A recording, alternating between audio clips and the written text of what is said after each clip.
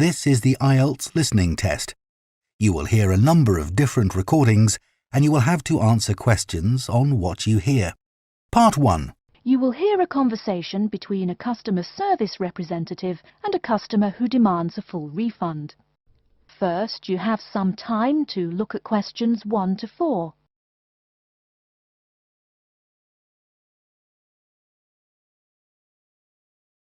Listen carefully and answer questions 1 to 4.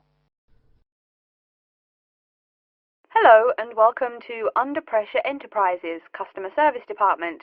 This is Kelly. How may I help you? Yes, I'm calling about one of your rice cookers I just purchased. What seems to be the problem, sir?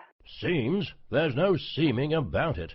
The blasted thing shoots hot steam all over the place, that's what. It nearly scalded my hand when I went to open it. Why, it could have killed the cat or something. It could have exploded and killed my wife and me. Sir, please calm down. As long as the steam escapes the cooker, it won't explode. So you're telling me there's no problem? Are you calling me a liar? Sir, no one is calling you a liar. Yes, so I demand a full refund. Under Pressure will be happy to refund your money, sir. Now, I just need some basic information. Okay. Sorry, I do tend to get a little hot under the collar. My wife tells me to slow down.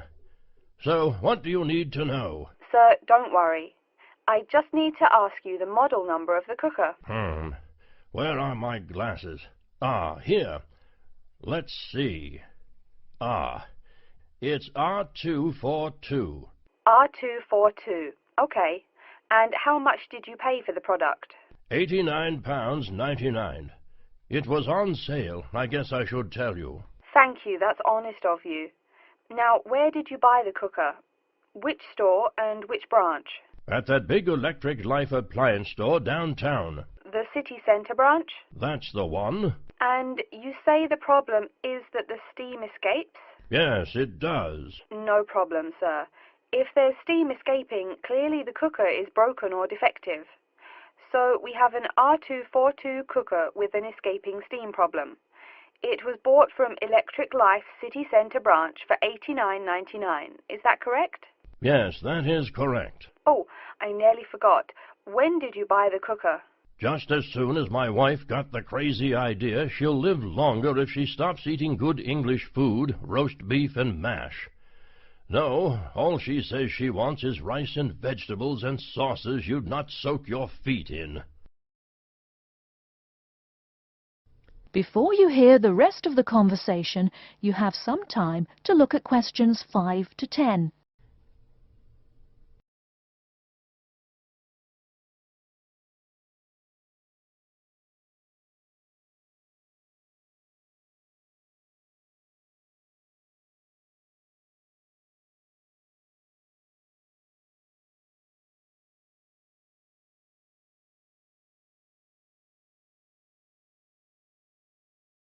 Now listen and answer questions 5 to 10.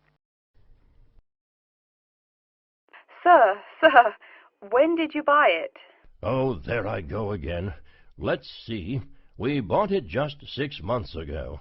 We hardly use it either. But 6 months? Is that too long? I mean, for the warranty? Very well. That's well within the warranty period. Now, what's your name and address? Name and address? What for? Sir, it is company policy. If you want your money, you must inform me. Money, you say? Oh, my name is Herbert Hewitt, and my address is 84 Park Road. Is that here in Coventry? Yes, the postal code is B0241DJ. But I don't think sending things in the mail is very secure or very efficient. I mean... Don't worry, Mr. Hewitt, don't worry. We can credit the money to your credit card.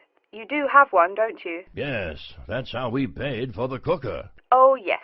We still have the number on the computer. I only need to ask your card's expiry date. I'm afraid I never give that sort of information out. I mean, once you have that, anyone could go charging things and... Sir, I said your expiry date, not your card's password. Oh, yes. Foolish me. Of course, you didn't say password. Let's see. That will be April 2008. April 2008. Very well. Your card still has nearly 2 months left to go. We'll get that refund right to you, probably by 5 o'clock this evening. You had better. If I don't get my money... Wait. Yes, I know I'm losing my temper again. I really am sorry. I haven't had my medicine today. And, sir, just one more question for our records. How often do you go shopping at the city centre branch? Oh, well, it's hard to say. I suppose maybe once a month. But I can tell you this. If I don't get my refund, I'll never shop there again. Oh, I think it's time to start looking for another job. That is the end of Part 1. Part 2. You hear a talk by a counsellor from the University of New South Wales, who will introduce some useful facilities and services on the campus. First, you have some time to look at questions 11 to 15.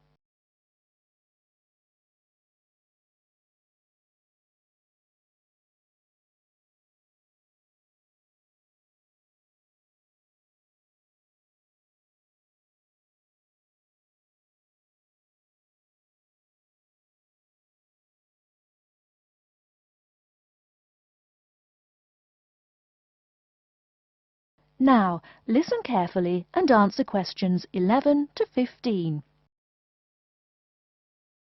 Hello everyone, and welcome to the University of New South Wales. The first thing I'd like to do at today's orientation session is get you all oriented. That means tell you the location of some useful facilities and services. So, first of all, take out the maps we gave you all as you came in the door. The map is the big yellow sheet of paper. As you can see on the map, north is at the top, south at the bottom, etc. Which way is north? Well, look through that window on my left, your right. See the rising sun? That would have to be east. So north must be directly behind me. Now, we're at the campus main gate. The recreational facilities are on my right hand, and its opposite is the student centre. No questions? Good. Pretty easy, right? Okay. Did everyone eat breakfast at the student food service this morning? Was the food good? Yes, I am joking. I've eaten there too. So, after a meal like that, you must be eager to go to a doctor, right? Well, I have good news for you. The Student Health Centre is located about half a kilometre straight north of here. Look on your maps. You see the street on the east side of this building? Ned Kelly Avenue? Just follow that about 500 metres and the health centre will be on your left at the 3rd cross street. Now, I know you all just got here, so you must be wondering how to tell your folks you've arrived safely, how much you miss the dog, and how you already need more money. If you don't have an iPhone, you probably are wondering where to find a computer. Well, I have good news. If you go straight out of its door and walk down the garden street, you'll see the internet unit on your left side, just next to the gym. The hours are posted on the door, and the computers are free, but you must bring your student ID card with you. Like I tell everyone, if you need help with anything, you can probably find right here in the student centre. Do you see the 4 buildings there between the student centre and the library? Those are the dormitories. The men's dorms are the 2 on the south, the women's the 2 on the north. Okay, I'm sorry to have to tell you, but the university has been doing a lot of repairs and remodelling, and it's not all done yet. So there may be some small problems with your dorm rooms. Maybe the window doesn't open. Maybe an air conditioner is missing or does not work. If there are any problems, you can go to the complaint office, which is right beside the teaching building between the Parker Street and the Crammer Street. Just tell them your problem, and they should have it fixed by the time you graduate in 4 years. I'm joking, but please be patient. There are a lot of little things they need to take care of. Tired of the school food? No? Give it a week. Or maybe you just need a place to get coffee in the wee hours of the night during one of those marathon study sessions. Either way, you definitely have to check out the little cafe just past the women's dormitories. They've got free Wi-Fi, So a lot of students saddle up with coffee and a bagel for hours on end to get work done.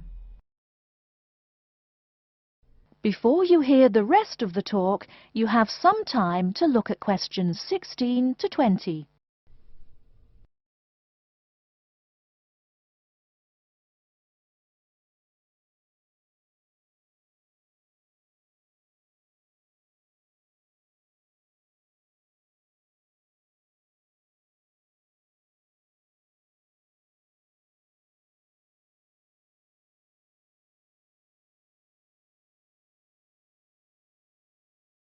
Now listen and answer questions 16 to 20.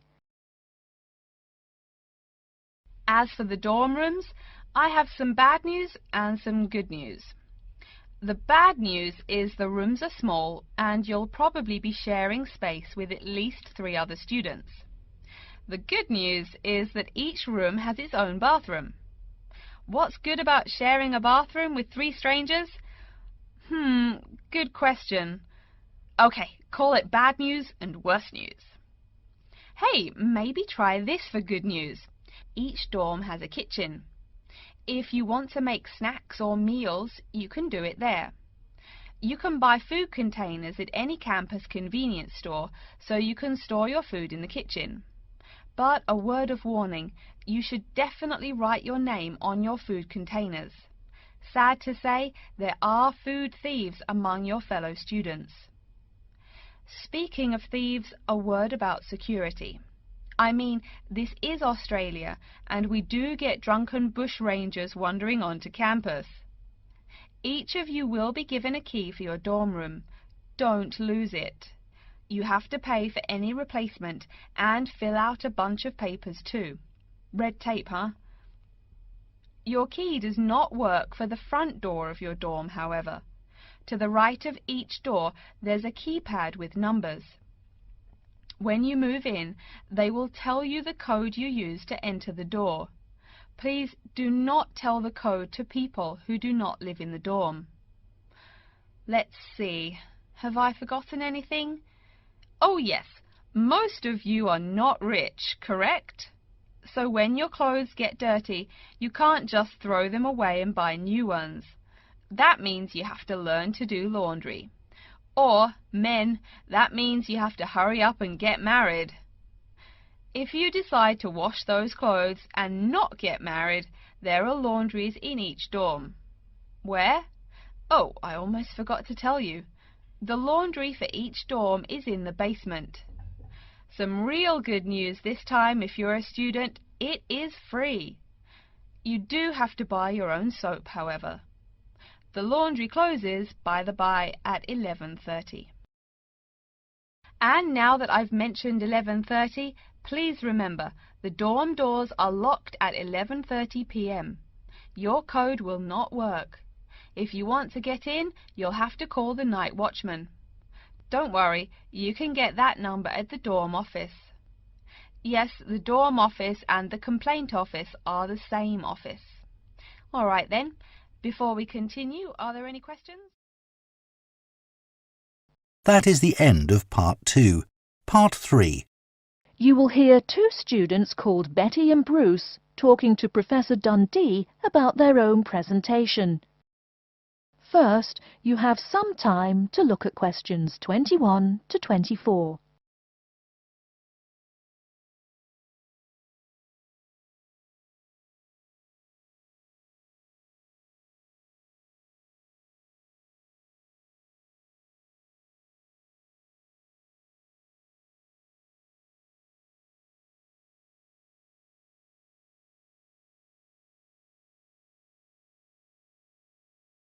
Now, listen carefully and answer questions 21 to 24. Come in. Professor Dundee, we're ready to make our presentation. Oh, yes. I did say 1 o'clock, didn't I? Please, sit down. So, who goes first? Bruce? Or you, Betty? I guess I could. Bruce is always a little shy. Not after he's had a lager for lunch, eh, Bruce? Ha ha! No, Betty really should go first. Okay, Well, I'm reporting on the effects of different marketing strategies on the cheese and oil markets. Different strategies obviously affect the sales volume differently. I looked at the sales in two countries, New Zealand and Colombia. And what did you find? Pray tell. Well, in New Zealand the sales of both oil and cheese have declined pretty steadily, and in fact the sales have decreased more quickly than the population. On the other hand, in Colombia, the volume of sales for both products has remained the same. Wait, so you said sales in New Zealand have been going down? Correct. Suppliers have introduced two new upscale brands of each product, which are a bit expensive but very tasty. The big ad agencies are trying out a new series of ads that shift the focus from health to great taste. They think that will get sales moving up in New Zealand, where the population is less affluent and generally less health conscious. Brilliant. Thank you. And Bruce? Yeah. My report is about chocolate sales in Italy and Germany. The two countries' marketers have found out that you have to market chocolate differently in each country. For example, in Italy, Kostig, the most expensive brand, pays shop owners to put the candy just about knee-high for an adult. I don't see. For little kids, that's about eye level. That bright red candy is the first one they see, so they buy it. Even better, they start telling their moms to buy it too. So, you mean... Well, I mean, in Italy, if you locate your product at the right location of shelves, sales do great. They say it doesn't matter much what brand of chocolate you're selling. As for Germany, das Land der Schokolade. Huh? That's German. It means the land of chocolate. Germans love the stuff, so people make a joke and call Germany that. Oh, right. So, you were saying? Well, like you pointed out, Germans love chocolate, but they're thrifty. For a long time, the biggest selling brand was Schmutzig, mostly because it was the second cheapest, but didn't taste too bad. Before you hear the rest of the talk, you have some time to look at questions 25 to 30.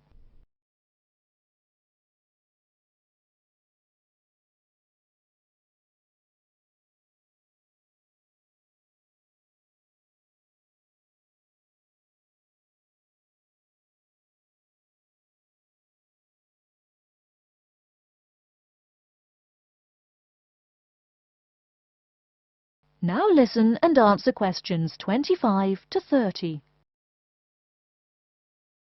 Again, brilliant.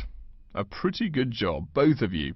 Tell me, what do you plan to investigate next week? I'm especially interested in the effects of colour on sales of products, so I'll be looking at ads for cosmetics and cleaning products in the local market. You know, like the distinct orange colour of Mr. Muscle, lavatory cleaning products. And you, Bruce? I'm focusing on the effects of different containers on sales of cookies, so I'm going to look into packaging for cookies and how the materials they use will affect the image, and in turn, sales. You know, most containers are paper, but some expensive cookies come in metal boxes. The shiny metal boxes catch people's attention, and the image remains in the memory longer. Well, it sounds like you two are all set. But as always in this course, I urge you both to pay much more attention to the advertisement extensions. That's often the key. All right? Any questions for me before you go? No, I think I'm all set. Thanks. Me too. Thanks, Professor Dundee. See you later. That is the end of Part 3. Part 4. You will hear an introduction of the exhibition named 2 Centuries of the Bike. First, you have some time to look at questions 31 to 40.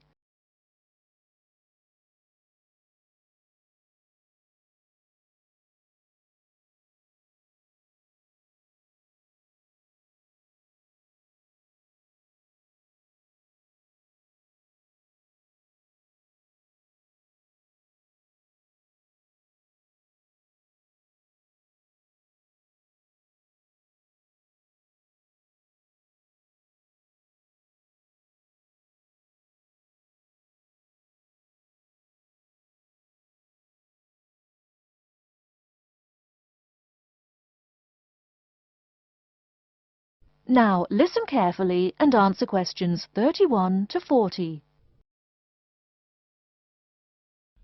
Good afternoon, ladies and gentlemen. I'd like to take this opportunity to welcome you to our exhibition, 2 Centuries of the Bike. Let's stroll around the exhibition, shall we?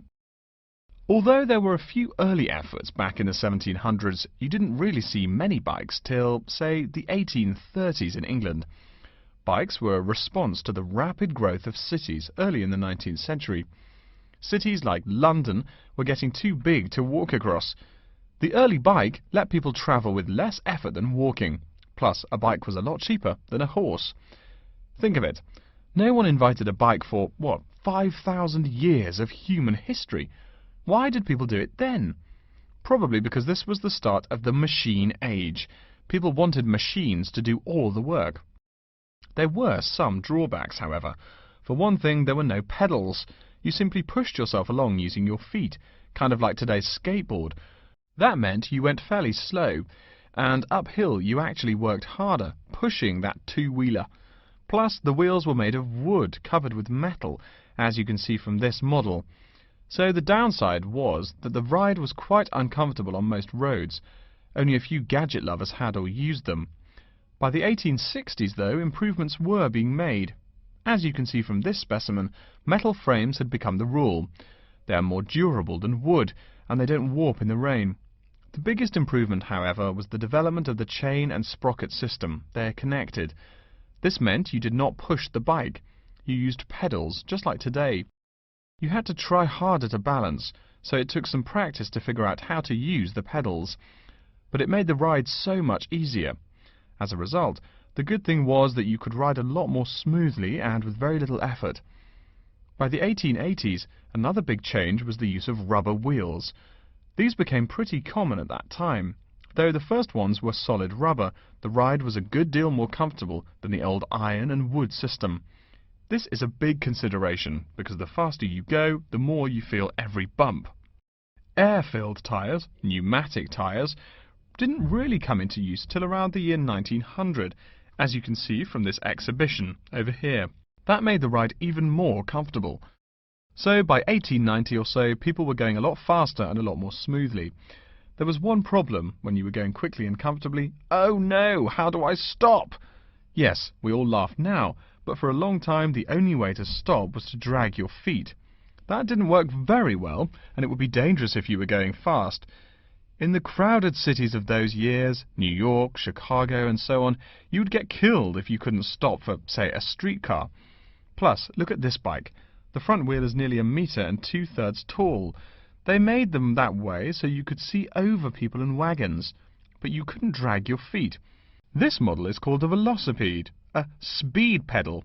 Another characteristic of the bike in this period is that it has 2 equal-sized wheels, which signalled a big change in bikes. For with the velocipede, brakes appeared. If you wanted to stop, you just pushed the pedal backwards. Doing that stopped the back wheel of the bike. This technique worked a lot better than dragging your feet or jumping off the high seat there. This meant that bikes became a great deal safer. It would have been safer if people wore helmets, but the first bicycle helmet wasn't invented until years later, and even then it was little more than a leather ball cap. It really wasn't until the 1970s that the bike helmet was modified to provide some real protection. Before continuing on to look at developments since the 1890s, let's say a word more about safety. Everyone knows if you're going downhill, you can get going dangerously fast. To go more than 100 kilometers an hour isn't all that difficult, but even on level ground, it's easy to go too quickly. On a city street, today's bicycles can be ridden at a speed of over 40 miles an hour over a short distance. That's about 64 kilometers an hour. Remember, you're on a bike, not in a car. There's nothing to protect you. People are killed in single bicycle accidents every day, just from hitting the road. A good rule to remember is, if you're going faster than the cars, slow down. And please wear a helmet. Nearly 1/4 of the epilepsy cases come from head injuries in accidents on bikes and motorcycles. I don't mean to scare you, but safety is everyone's business. What? Now that's a good question. Why are today's bikes so much faster? Well, it's not just that today's athletes are faster. The answer is partly mechanical. If you look closely here at the back wheel, you'll see a number of gears. Changing gears is what makes those fast speeds possible. You can shift gears depending on the terrain and how hard you wish to pedal. So you can put it on a higher gear for downhill and a lower gear for uphill travel to make it easier to climb that slope. You'll notice this gear shifting mechanism is attached to the back wheel, and when the rider shifts on the handlebar gear shifter, the chain moves to the appropriate sprocket. And, speaking of changing gears, let's look over here at our Tour de France exhibit. That is the end of part 4.